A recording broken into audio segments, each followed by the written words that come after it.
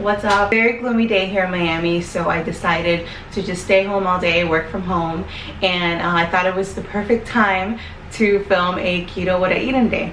So if you've been following me for some time, you know that I have done the keto diet in the past. I'm not necessarily on keto right now because it's the holidays and I really don't have the discipline to follow it, but I recently got the Flavcity keto meal prep book that Bobby and Desi put together, and I wanted to make some recipes from there. In this video I made one and I wanted to talk to you a little bit about that and just show you some simple meals that you can eat when you're on keto or you want to follow a ketogenic diet. It's very simple, I feel like, right now, because it's such a fad and it has become such a thing. People overcomplicate it, and there's pills to go into ketosis and there's like keto everything, which is good, but if you're a beginner it can really confuse you. And the primary way that you can actually get into ketosis is just by eating higher fat foods and low carbohydrates. I suggest, if you want to do it the right way, that you figure out like your macros or how many calories you can eat in a day. These are very simple meals and they're higher in fat, lower in carbohydrate. It's not that difficult or complicated. I feel like keto is so overcomplicated in this moment in the media, and just wanted to provide some simple recipes for you. Hope you enjoy them. First thing I want to do is grab a glass of water. A lot of people go straight into drinking coffee or drinking whatever when they wake up, but water is the best thing, and I'm not going to go on about how good water is because everybody knows. Next thing is I'm going to make a bulletproof iced coffee. I know it's winter time and it's the time for warm coffees, but we're going to make an iced coffee for some reason. That's all I've been craving lately. So it's going to be like an iced coffee smoothie situation. Alright, so this is what I'm going to use for my iced coffee. I truly got this by mistake. I always get the one that doesn't have any sugar added to it, so just get that one. It's almond milk. You can use coconut, or you can use the nut milks that are now in stores, but just check the label because they're higher on carbs if you use the other nut milks. MCT oil, you really want this for the coffee because it's going to keep you energized and it's going to add good fats. You can add butter to it, but I'm not a fan of adding butter to my coffee. Collagen fuel, not necessary, but you can add to it. It's a good source of protein. And Instafuel, which is a coffee that I use that I really like. I broke the top, so I had to tape it. Super chic and cute and classy. And here it's just, you just add water, but I'm gonna make it with milk. This one's really good. Alright, so I have my milk here. I'm gonna add 1 tablespoon of the MCT oil.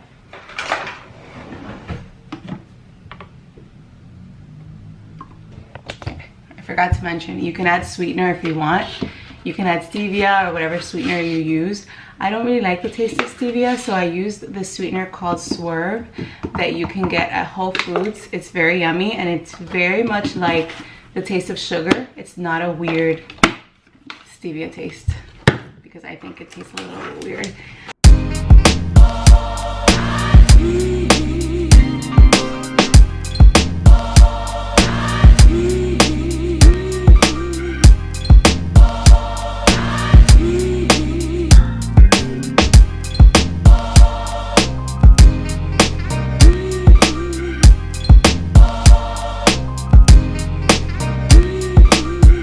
Voila, here is our iced morning coffee.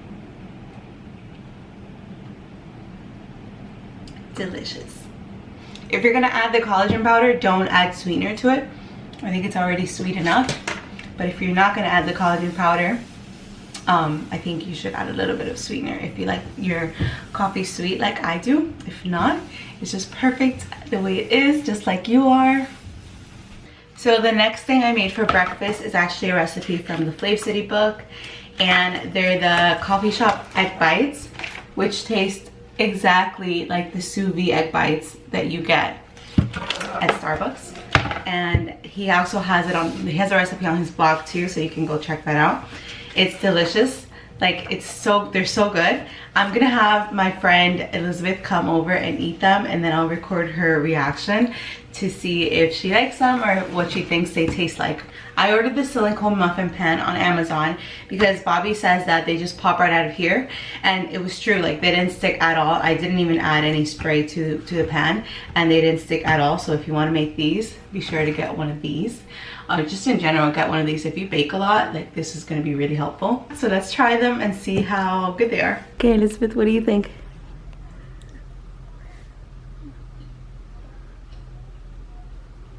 Tastes better than Starbucks.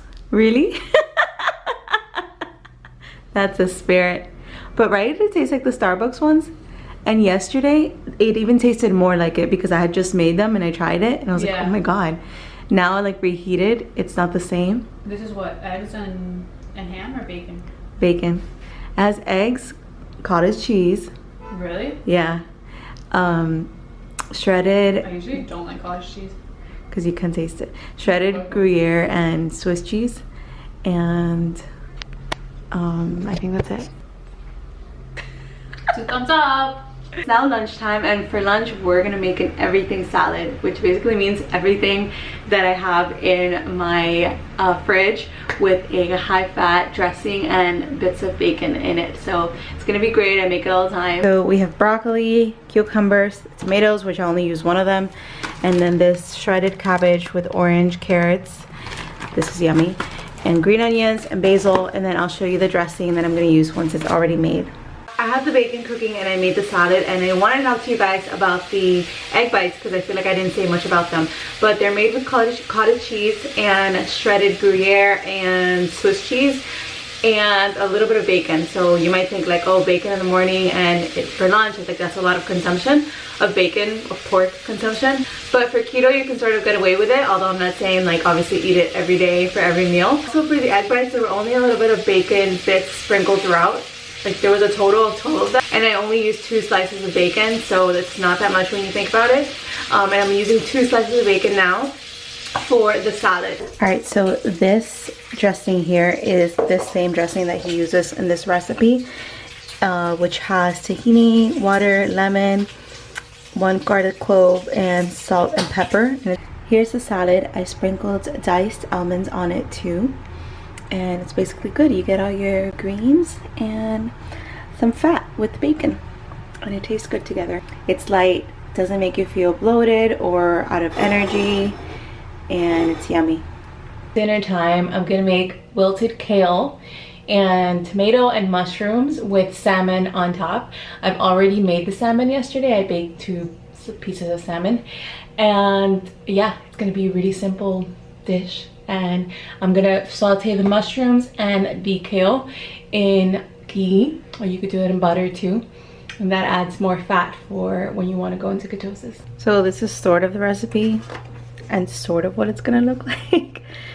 I didn't follow this pan-seared salmon recipe. I baked it, but I do put it in the fridge for 30 minutes before cooking, which Bobby says makes the skin a lot crispier. And then I'm doing this wilted kale and mushrooms recipe. Okay, so first thing is to saute the mushroom for 5 minutes, and then pour in the onion, and then put in the garlic, which we've chopped here, and then after that we're gonna put in the kale. So the kale is cooking here. We're just gonna add a little bit of water to make it wilted kale. We're gonna let it cook for 5 more minutes. For snacking, I get these crisp bread crackers from Trader Joe's. They're gluten-free, and they only have 6 grams of carbs, and 3 of those grams are from dietary fiber, so really 3 grams of carbs, 1 gram of sugar. And they're basically just fiber because they have a bunch of seeds. Oh, they have oat flakes, so maybe if you have an oat intolerance, you shouldn't eat these. But they have sesame seeds, flax seeds, honey, potato fiber. Actually, I'm not sure if these things are keto, but it's low carb. Sometimes I'll eat these with cream cheese, or cream cheese and salmon on top, or just salmon. You can eat them with whatever you want, but they're pretty okay if you miss crackers. This is the finished product: wilted kale with mushrooms and salmon on top that I reheated, cooked yesterday. Yep, super simple. Hope you enjoyed the video, and hope it gave you a better idea of some of the more simple meals that you can eat when you're on keto without overcomplicating your life, and they're still yummy and delicious and full of good fats. Thank you for watching. I will see you tomorrow.